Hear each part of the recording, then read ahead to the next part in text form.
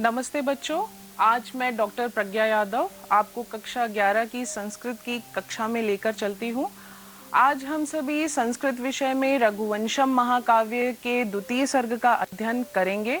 हमारे पाठ्यक्रम में द्वितीय सर्ग का के कुछ श्लोक हैं जिनका हम लोग आज अध्ययन करने जा रहे हैं। हम आज के व्याख्यान में देखते हैं कि किन किन बिंदुओं पर चर्चा हम करेंगे। सर्वप्रथम काव्य का सामान्य परिचय आपको बताया जाएगा।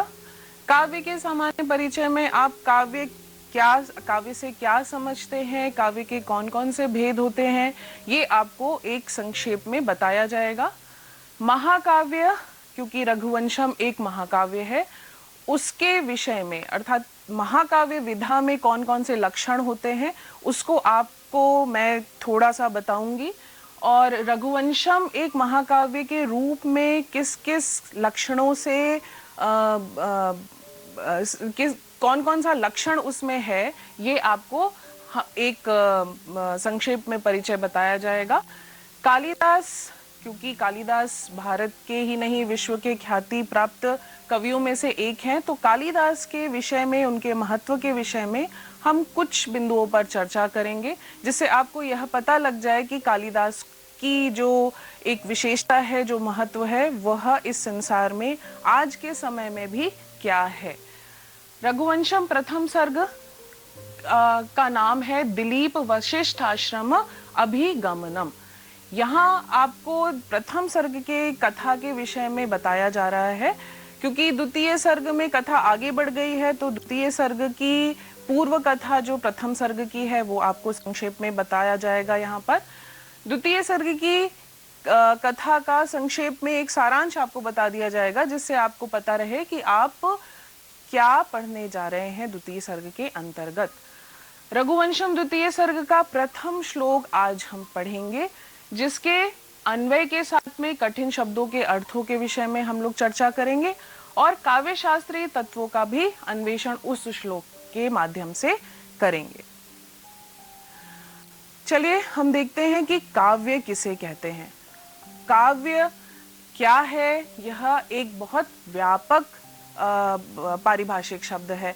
इसको हम सार के रूप में यह भामह की एक परिभाषा के माध्यम से जान सकते हैं। शब्दार्थो सहितो काव्यम। भामह के अनुसार शब्द और अर्थ का साहित्य जो होता है वह काव्य कहलाता है।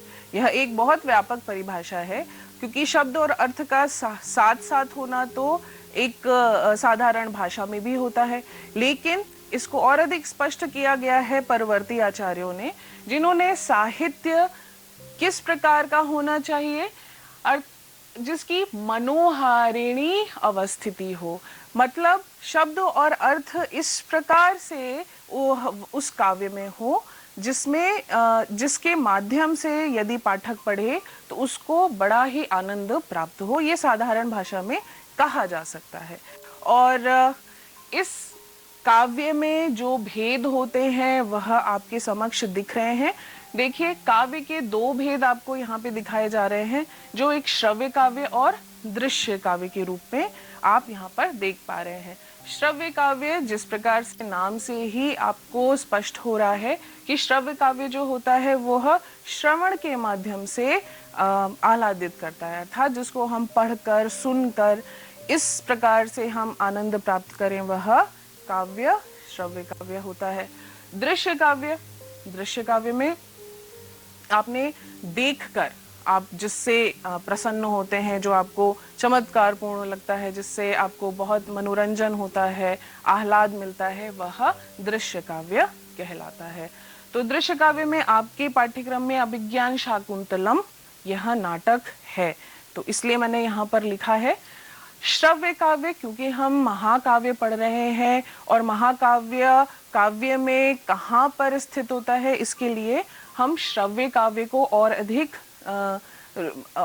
विभाजित करते हैं। और आप देखेंगे कि श्रव्य काव्य के गद्य, पद्य और मिश्र, यह तीन मुख्य रूप से भाग बताए गए हैं। इनको और अधिक हम देखते हैं। देखिए, श्रव्य काव्य गद्य, पद्य और मिश्र काव्य के रूप में तीन प्रकार का है। और गद्य में आपने देखा कि कथा, कथा और आख्यायिका, यह गद्य की दो विधाएं हैं। दो विधाएं हैं जिसमें कथा में आपके पाठ्यक्रम में कादंबरी कथा का एक छोटा सा भाग है, चंद्रापीठ कथा, उसको आप पढ़ेंगे और इस विधा से आपका परिचय होगा। कथा के अलावा गद्य में आख्यायिका आती है। आख्यायिका ऐतिहासिक होती है। आख्यायिका और कथा में कुछ मौलिक अंतर होते हैं जो आपको कथा के समय पढ़ाते समय आपको बताया जाएगा। यह कवि कल्पित है, यह ऐतिहासिक है और विभिन्न प्रकार के अंतर हैं, उसको विस्तार से आपको उसी समय बताए जाएंगे। हम अब आते हैं पद्य में। हम पद्य विधा का ही महाकाव्य पढ़ रहे हैं, तो पद्य को हम अच्छे से समझेंगे। प्रबंध काव्य और मुक्तक काव्य के रूप में यह दो भाग में विभाजित है। प्रबंध अर्थात जहां पर जो कथा है वह निरंतर चल रही है, उस पूरे काव्य में वहां पर निरंतरता बनी हुई है। मुक्तक, मुक्तक का मतलब हुआ स्वच्छंद रूप से जो रचना की जाए, अर्थात एक श्लोक का प्रसंग अलग हो सकता है, दूसरे श्लोक का प्रसंग अलग हो सकता है, तो मुक्तक शैली का यह सामान्य लक्षण होता है। प्रबंध काव्य में महाकाव्य आता है। देखिए आपके रघुवंशम महाकाव्य, महाकाव्य यह प्रबंध काव्य का एक भाग है। इसमें महाकाव्य और खंड काव्य आते हैं। खंड काव्य, महाकाव्य में भी दो भेद आपको दिखाई पड़ रहे हैं, जिसमें एक जगह लिखा है ऐतिहासिक और एक लौकिक महाकाव्य। ऐतिहासिक महाकाव्य और लौकिक महाकाव्य। ऐतिहासिक महाकाव्य में हम लोग रामायण और महाभारत को रख देते हैं, और यह जो रघुवंशम है वह लौकिक महाकाव्य का एक उदाहरण है जिसे हम पढ़ने जा रहे हैं। मिश्र काव्य को आप देख लीजिए संक्षेप में। मिश्र जैसे मिश्रित, अर्थात गद्य विधा भी मिलेगी, पद्य विधा भी मिलेगी, दोनों विधाएं मिश्र काव्य में मिलेंगी। और उसी का एक नाम है चंपू काव्य, उसकी श्रेणी में चंपू काव्य आता है। यह सामान्य रूप से श्रव्य काव्य का विभाजन आप देख पा रहे हैं। महाकाव्य हमने देखा, प्रबंध काव्य में महाकाव्य विधा आती है। तो महाकाव्य में कौन कौन से लक्षण होते हैं, किन लक्षणों के आधार पर हम एक रचना को महाकाव्य कहते हैं, इसके विषय में संक्षेप में साधारण रूप से जान लेते हैं। देखिए इसमें इन्होंने बताया, इसका लक्षण है कथानक इसका ऐतिहासिक या किसी सज्जन व्यक्ति से संबद्ध होता है। कथानक का अर्थ हुआ उसकी जो आख्यान चल रहा है, जो उसकी कहानी है। नायक, उसका जो नायक होगा वो देवता होगा, कुलीन क्षत्रिय होगा, एक वंशज कुलीन व्यक्ति से संबद्ध होता है। एक वंश के बहुत सारे कुलीन व्यक्तियों से भी संबद्ध होता है महाकाव्य। महाकाव्य का जो नामकरण है वह कवि, कथानक, नायक अथवा प्रतिनायक के नाम पर होता है। कवि के नाम पर महाकाव्य का नाम हो सकता है, कथानक के आधार पर भी रखा जाता है, नायक और प्रतिनायक अर्थात खलनायक के नाम पर भी उसका नामकरण हो सकता है।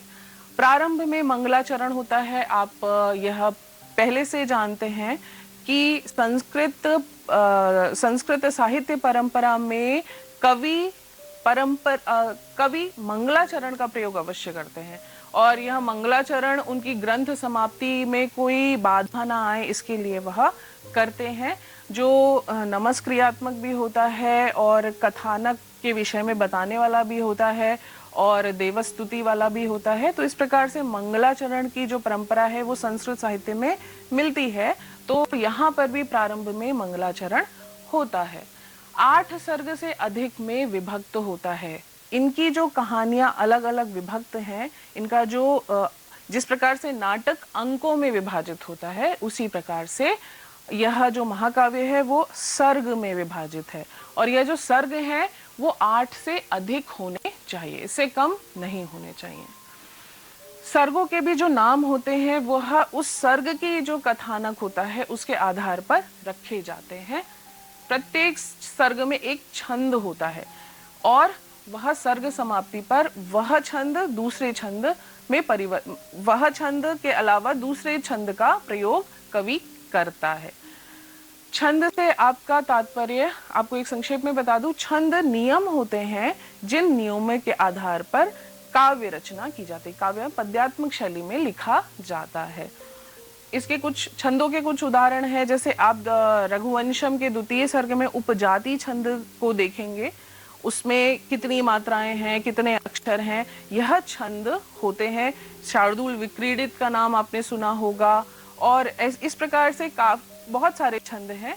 तो इन छंदों का प्रयोग, एक सर्ग में एक ही छंद प्रयोग किया जाता है और सर्ग समाप्ति पर कवि दूसरे छंद का प्रयोग करता है, और सर्ग के अंत में जो भावी घटना होने वाली है उसका थोड़ा सा संकेत दे देता है। श्रृंगार रस, वीर रस और शांत रस, यह प्रमुख रस होते हैं महाकाव्य के, और जिसमें अन्य रस जो है वह सहायता प्रदान करते हैं उनको उनकी परिपक्वता में। चतुर्वर्ग का वर्णन किया जाता है, धर्म अर्थ काम मोक्ष, इन चारों वर्गों का वर्णन किया जाता है महाकाव्य में। रघुवंशम किस प्रकार से महाकाव्य के लक्षणों से परिपूर्ण है, यह हम देखते हैं। राम के वंश का वर्णन यहाँ किया जा रहा है। आपने देखा था कथानक जो होगा वो कुलीन व्यक्ति से संबंधित है, तो राम के वंश का वर्णन किया गया है, जिसमें वैवस्वत मनुवंशीय राजा दिलीप प्रभृति, दिलीप से लेकर 31 राजाओं के जीवन का वर्णन किया गया है। यह 19 सर्गों में विभक्त है। इसका प्रधान रस वीर रस है। अन्य अंगी रस में करुण, श्रृंगार, शांत, अद्भुत और विभत्स इत्यादि आ जाते हैं। 21 प्रकार के छंदों का प्रयोग किया गया है, और प्रत्येक सर्ग में अलग अलग छंद हैं। आप द्वितीय सर्ग में देखेंगे जिस प्रकार से। कथानक जो है वह ऐतिहासिक है। देखिए, महाकाव्य के लक्षणों में जो लक्षण समाहित थे वह रघुवंशम में भी घटित हो रहे हैं, और इसमें वागर्थाविव से एक मंगलाचरण के माध्यम से यह महाकाव्य प्रारंभ किया गया है। तो इस चर्चा के बाद में हम एक बार कालिदास को एक दृष्टि में देख लें, तो इससे होगा क्या कि कालिदास के महत्व के विषय में हमको एक बार जानकारी मिलेगी, और कालिदास के समय से हमको उनके रचनाओं में जो भाषा शैलीगत प्रभाव हैं समाज के, यह भी दृष्टिगोचर होंगे।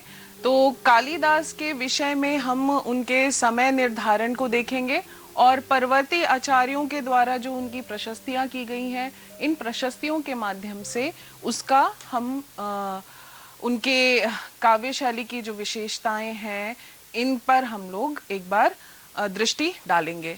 समय निर्धारण के लिए इनका समय निर्धारित होता है ईसा पूर्व प्रथम शताब्दी से लेकर छठी शताब्दी पर्यंत।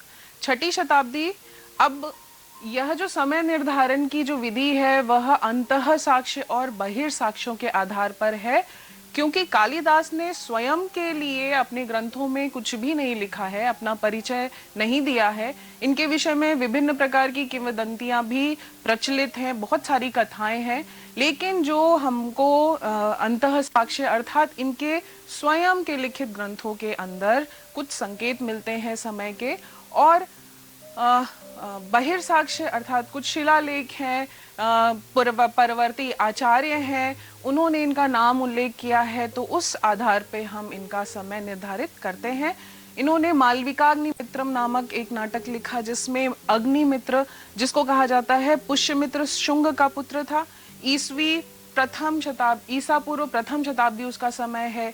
तो ईसा पूर्व प्रथम शताब्दी समय इसलिए इनका निर्धारित किया गया है, इनकी जो सीमा है, और जो अपर सीमा है वो छठी शताब्दी पर्यंत की गई है, क्योंकि मंदसौर के शिलालेख में इनकी भाषा शैली का प्रभाव आता है। तो भाषा शैली का प्रभाव देखा गया कालिदास का, और 7वीं शताब्दी में ऐहोल का शिलालेख मिला था जिसमें कालिदास का नाम आया है।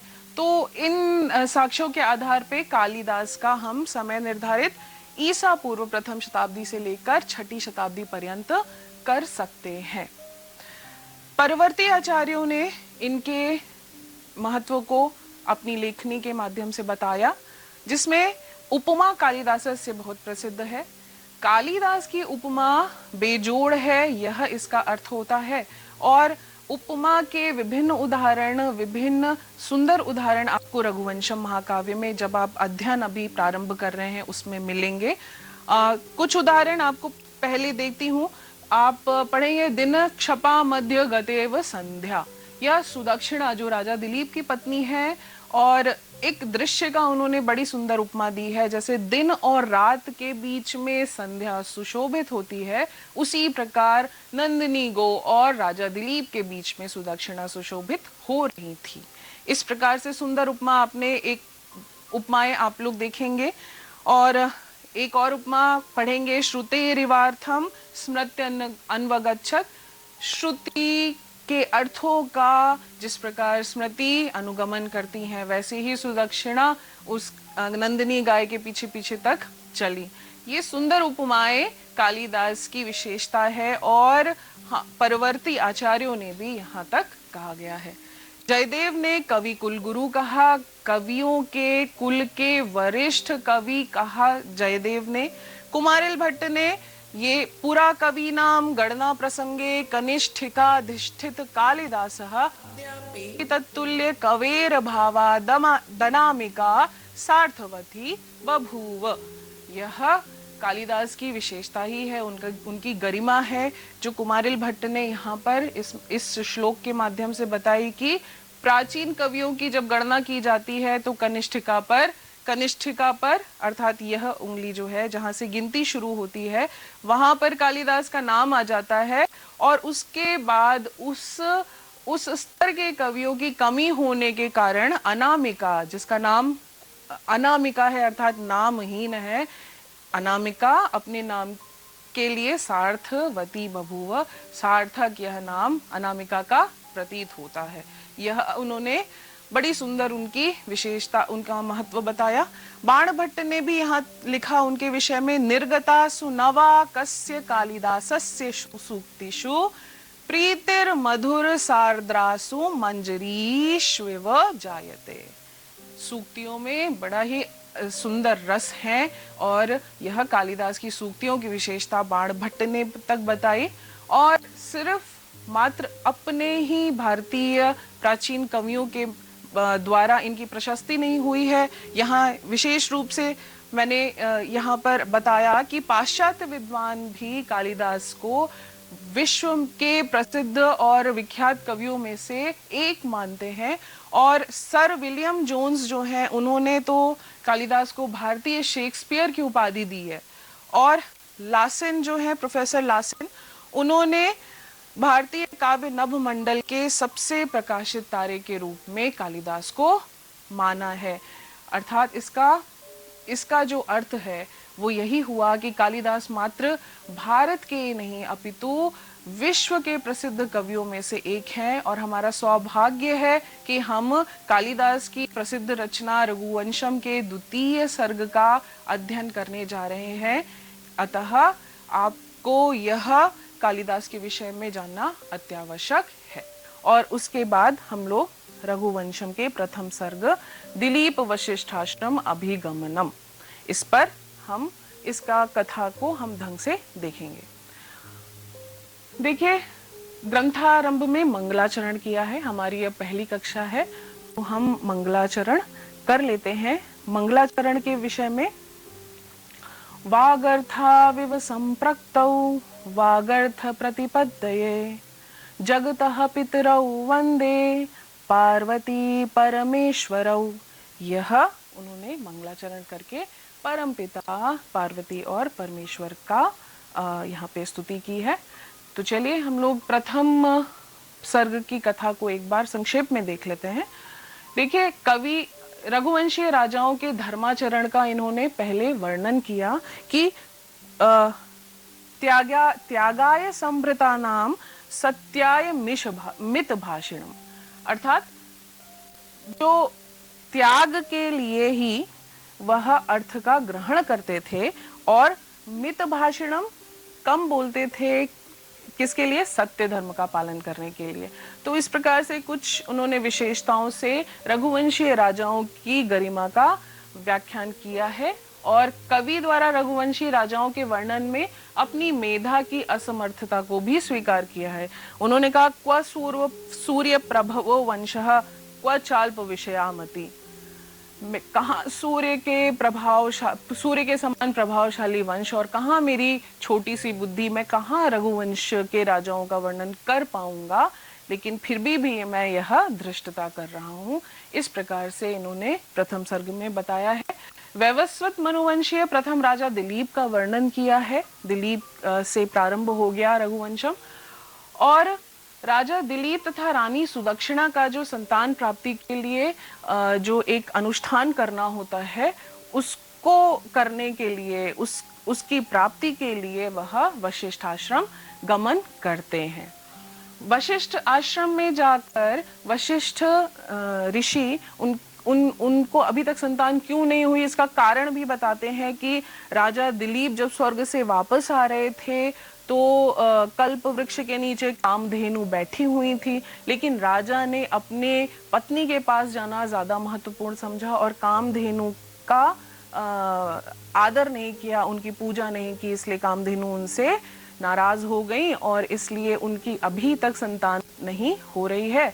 और इस समय तो कामधेनु जो है वो पाताल लोक में है, इसलिए आप इनकी जो पुत्री है नंदिनी गाय, उनकी सेवा करेंगे तो वह भी आपको अगर वर दे देंगी तो आपको पुत्र प्राप्ति हो जाएगी। इस प्रकार से राजा दिलीप को यह उपाय उन्होंने बताया।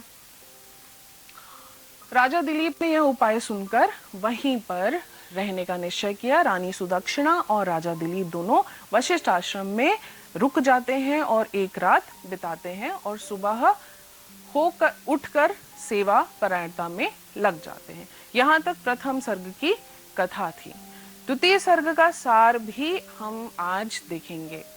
देखिए, द्वितीय सर्ग में जो हुआ वो आपको संक्षिप्त रूप में बता दिया जाए। आश्रम में रहते हुए पति पत्नी राजा दिलीप ने 21 दिन तक गो सेवा में अपने आप को संलग्न रखा। फिर 22वें दिन नंदिनी को जब वो वन लेके गए तो 22वें दिन नंदिनी ने सोचा कि क्यों ना इनकी परीक्षा ली जाए। परीक्षा लेने के लिए उन्होंने एक मायावी शिवभक्त सिंह कुंभोदर द्वारा नंदिनी गाय पर प्राणाघात हो जाता है। नंदिनी गाय के प्राण पर बात आ जाती है और राजा दिलीप उसकी रक्षा करने के लिए उद्यत होते हैं, लेकिन अपने बाण नहीं चला पाते। इसलिए उनको समझ आता है जब कुंभोदर बताता है कि वह शिव भक्त है और पार्वती का प्रिय है, पार्वती के प्रिय देवदार वृक्ष की रक्षा कर रहा है, तो उसके प्रभाव को जानकर वह न्यायपूर्ण निर्णय लेते हैं कि मेरे शरीर को आप खा लीजिए और नंदिनी को छोड़ दीजिए। यह जब प्रस्ताव रखते हैं और स्वयं शरीर त्याग के लिए वह तत्पर हो जाते हैं, अपने आप को प्रस्तुत कर देते हैं, तब नंदिनी गाय प्रसन्न हो जाती है और नंदिनी गाय से प्रसन्न नंदिनी गाय जो है वह उनको संतान प्राप्ति का वर दे देती है। राजा दिलीप तथा रानी सुदक्षिणा का वर प्राप्ति के उपरांत अपने राज्य को लौट जाना होता है और राज्य में लौटकर सुदक्षिणा में कुछ दिनों बाद में गर्भधारक के लक्षण प्रकट होने लगते हैं। यहाँ पर द्वितीय सर्ग की समाप्ति हो जाती है।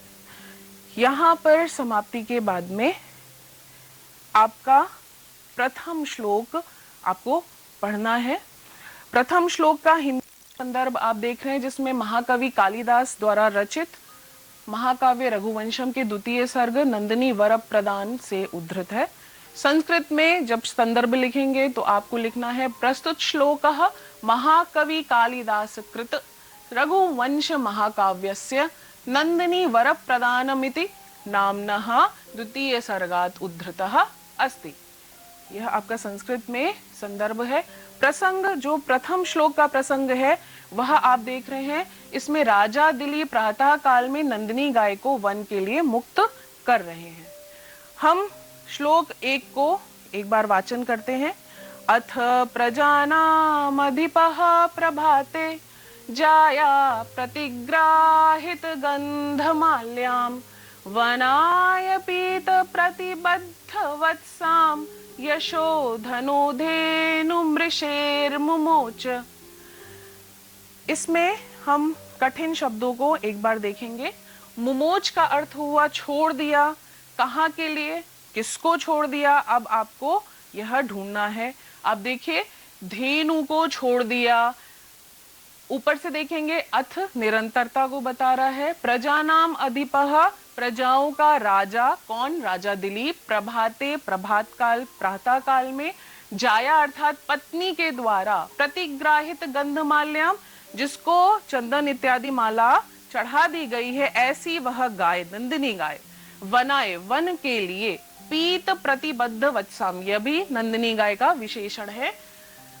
जिसका वत्स, जिसका बछड़ा, पीत प्रतिबद्ध, उसके दुग्ध का पान करके आराम से बंधा हुआ था, उसको यशोधनः और प्रजानाम अधिपः, उसको यश ही जिसका धन है। और ऐसे राजा, प्रजा के राजा दिलीप ने वनाय, वन के लिए, मुमोच, छोड़ दिया।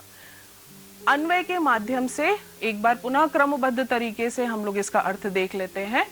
अथ यशोधनः प्रजानाम अधिपः प्रभाते जाया प्रतिग्राहित गंधमाल्याम पीत प्रतिबद्ध वत्साम ऋषेः धेनुम वनाय मुमोच।